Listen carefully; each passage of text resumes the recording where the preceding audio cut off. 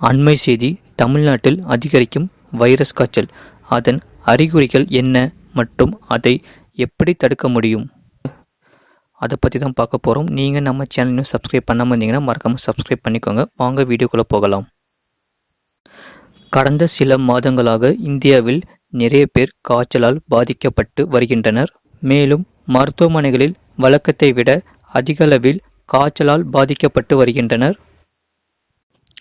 தற்போது பரவி வரும் காய்ச்சலானது இன்ஃப்ளூயன்சா ஏ வகை வைரஸ் என்று, மேலும் துணை வகையான H3N2 வைரஸ் என்றும். இந்த வகை வைரஸ் மனிதர்களுக்கு சுவாச பிரச்சனைகளை ஏற்படுத்தும். சுருக்கமாக புரியும்படி கூற வேண்டுமென்றால், பன்றிக் காய்ச்சலுக்கு காரணமான H1N1 வைரஸின் மாறுபாடாக H3N2 வைரஸ் தான் தற்போது இந்தியாவின் பல மாநிலங்களில் பரவி வருகிறது.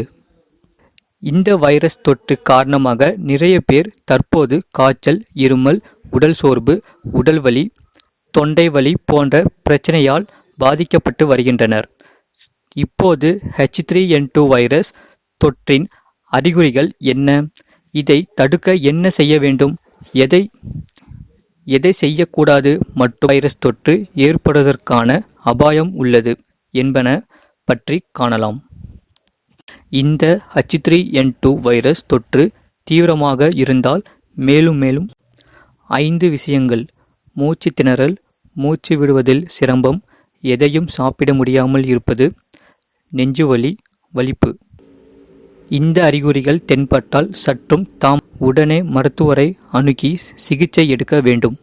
ஏனெனில் இவை அனைத்தும் தொற்றின் தீவிரத்தன்மையை கூறுகின்றனர். இது போன்ற செய்திகளை உடனுக்குடன் அறிந்து கொள்ள நம்முடைய சேனலை சப்ஸ்கிரைப் செய்யுங்கள், மற்றொரு தெரியப்படுத்த ஷேர் செய்யுங்கள்.